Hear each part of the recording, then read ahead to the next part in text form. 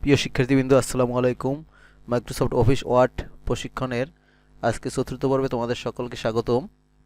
বিগত পর্বে আমরা মাইক্রোসফট অফিস ওয়ার্ডের হোম ট্যাবের ফন্ট সেকশন পর্যন্ত আমরা আলোচনা করেছি। আজকে আমরা প্যারাগ্রাফ সহ বাকি যে সেকশনগুলো আছে এই সেকশনগুলো নিয়ে আলোচনা করব। তোমরা সবাই সাথে থেকো এবং ভিডিওগুলো মনোযোগ দিয়ে দেখে বাসায় প্র্যাকটিস করবে এবং কোনো সমস্যা হলে অবশ্যই কমেন্টস করবে অথবা আমাকে আমার ফেসবুকের ইনবক্সে জানাতে পারো। চলো শুরু করা যাক। গত পর্বে আমরা ক্লিপবোর্ড সেকশন এবং ফন্ট সেকশন নিয়ে আলোচনা করেছি। আজকে আমরা প্যারাগ্রাফ সেকশন নিয়ে আলোচনা করব। আলোচনার শুরুতে আমি কিছু একটা লিখে নেই, তাহলে আমাদের সুবিধা হবে। আমি কতগুলো নাম লিখে নিলাম।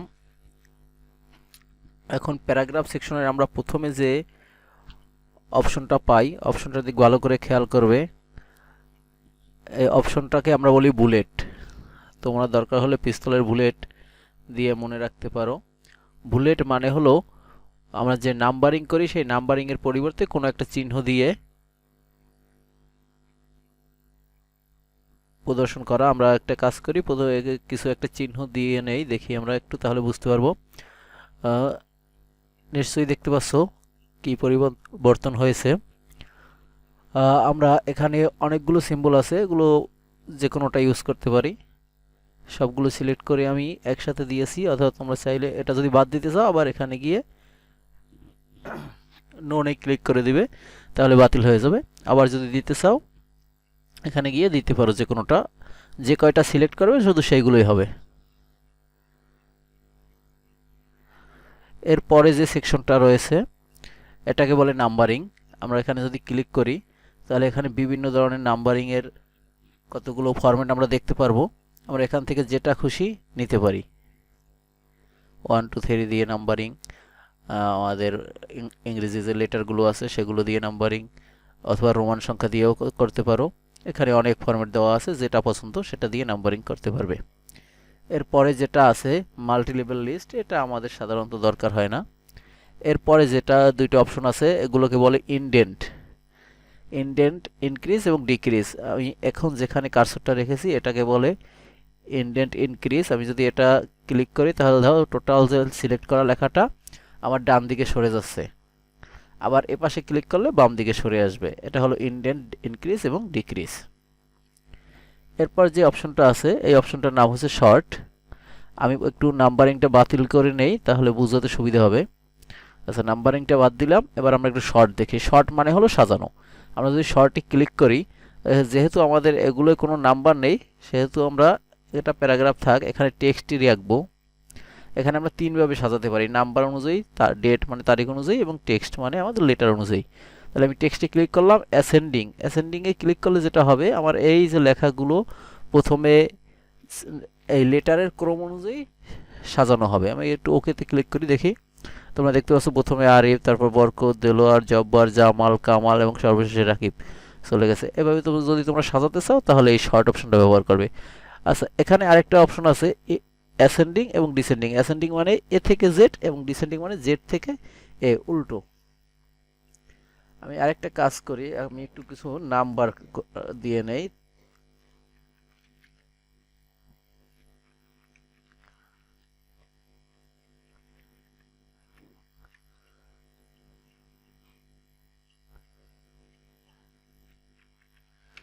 আমি কতগুলো নাম্বার দিয়ে নিলাম। কি কি বাকি আছে? 3 এবং 4 বাকি আছে। ওকে, এখন যদি আমি এগুলোকে সিলেক্ট করে এবার শর্টে যাই, এখন যেহেতু আমার নাম্বার, আমি এখান থেকে নাম্বার ইউজ করব। তারপর অ্যাসেন্ডিং মানে কি, ছোট থেকে বড়। ওকে, খেয়াল করো আমার সাজানো হয়ে গেছে। আবার ঠিক যদি আমি উল্টোভাবে সাজাতে চাই তাহলে ডিসেন্ডিং।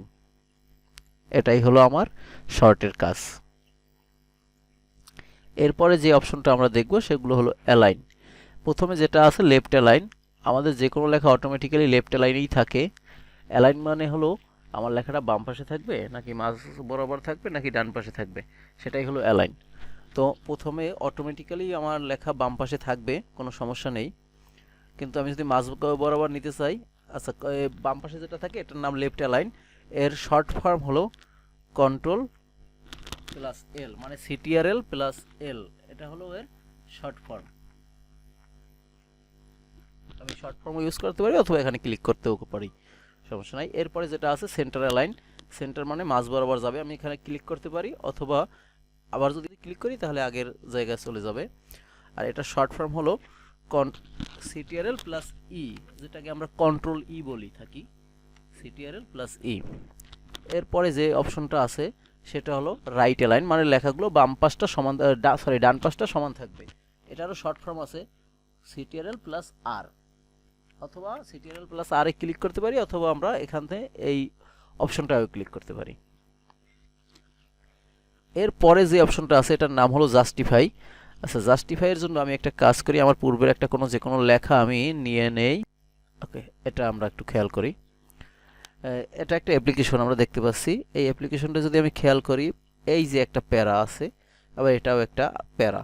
এই যে প্যারাগুলোকে আমরা যখন প্রিন্ট করার আগে অবশ্যই আমরা এই যে জাস্টিফাই আছে এই জাস্টিফাইটা করে নেব। এটাকে বলে জাস্টিফাই, মানে ডান বা উভয় দিকটা সমান থাকবে, তাহলে দেখতে অনেকটা দেওয়া সুন্দর লাগবে।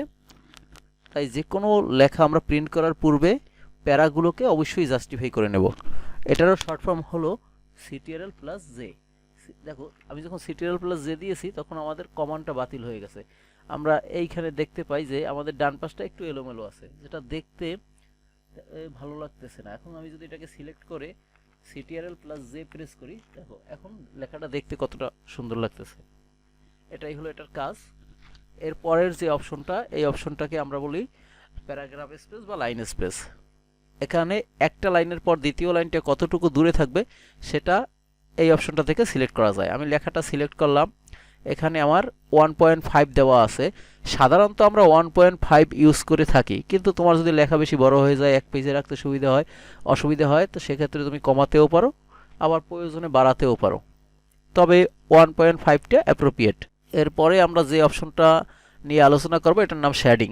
শেডিংটা অনেকটা ব্যাকগ্রাউন্ড কালার বলতে পারো, যেমন এই বরাবর লেখাটার পিছনে যদি আমি কোনো কালার দিতে চাই তাহলে এই শেডিং থেকে আমি দিতে পারি, যে কালারটা দেব সেই কালারটাই আসবে। শেডিং নিশ্চয়ই বুঝতে পেরেছো। এরপরে যে অপশনটা আছে এটা হলো বর্ডার। বর্ডারটা আমাদের, আমি এইটা সিলেক্ট করলাম, এখানে বর্ডার আছে বিভিন্ন ধরনের। এটা আমরা এখান থেকে দেখব না, পরবর্তীতে আমরা টেবিলের কাজ করব যখন, তখন এগুলো নিয়ে বিস্তারিত আলোচনা করব।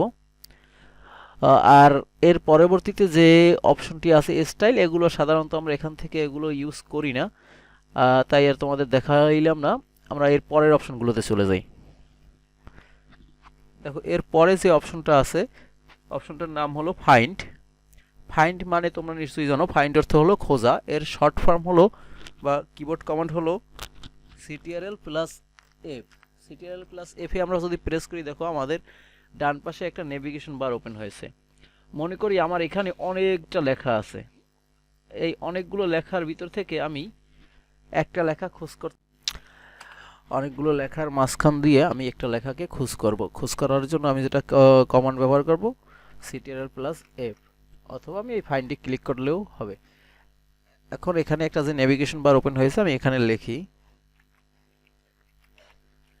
দেখো অনেকগুলো লেখার ভিতরে আমি আরিফ লেখাটা খুঁজতে চাচ্ছিলাম।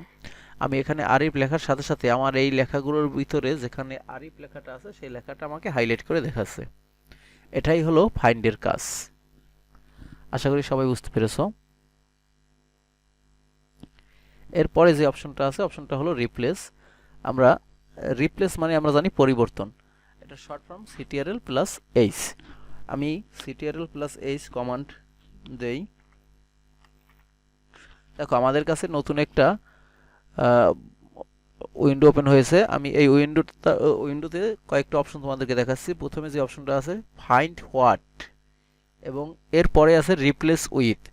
মনে করো আমাদের উপরে যেখানে যেখানে ডগ লেখাটা আছে, আমি ডগ লেখাটা গিয়ে ক্যাট লেখা করতে চাচ্ছি, সেক্ষেত্রে আমি কি করব, ফাইন্ড হোয়াট, এখানে আমি আমার যে লেখাটা পরিবর্তন করতে হবে সেই লেখাটা লিখে দেই ডগ, এবং ডগকে পরিবর্তন করে আমি কি করব ক্যাট। এখন আমার এখানে কয়েকটা অপশন আছে, এই যে অপশনটা আছে রিপ্লেস, রিপ্লেসে মানে হলো আমি যদি রিপ্লেসে ক্লিক করি একটা একটা করে পরিবর্তন হবে। এরপরে আছে রিপ্লেস অল, আমি যদি রিপ্লেস অলে ক্লিক করি তাহলে যতগুলো ডগ লেখা আছে সবগুলো একই সাথে ক্যাট লেখা হয়ে যাবে। আমি একটু ক্লিক করি, দেখতে পাচ্ছি আমার লেখা আছে অল ডান উই মেড 14 রিপ্লেসমেন্টস, তার মানে আমার 14টা শব্দ ছিল যেটা ডগ লেখা ছিল সেগুলো সব ক্যাট হয়ে গেছে। আশা করি সকলে বুঝতে পেরেছো। এটাই ছিল আমাদের রিপ্লেসের কাজ। এরপরে যেটা আছে সিলেক্ট, সিলেক্টের কাজ আমরা যে এই যে সিলেক্ট করি এগুলোই সাধারণত সিলেক্টের কাজ, এটা আর আমাদের ওখান থেকে দেখার দরকার নেই। এই ছিল হোম ট্যাবের যাবতীয় কিছু। তোমরা এগুলো প্র্যাকটিস করতে থাকবে এবং নেক্সট যে পর্বটা হবে আমাদের সেখানে আমরা ইনসার্ট ট্যাব নিয়ে আলোচনা করব। ইনসার্ট ট্যাবের যাবতীয় সব কিছু নিয়ে আমাদের আলোচনা হবে। আজকে এই পর্যন্তই, সকলকে ধন্যবাদ। আর হ্যাঁ, আমাদের চ্যানেলটি যদি তোমাদের ভালো লাগে এবং আমাদের ভিডিওগুলো যদি ভালো লাগে তাহলে অবশ্যই চ্যানেলটিকে সাবস্ক্রাইব করবে, সাবস্ক্রাইব করে সাথে থাকবে তোমরা, যাতে করে ভবিষ্যতের ভিডিওগুলো সবার আগে পেতে পারো। সকলকে ধন্যবাদ। Thank you very much for watching the video.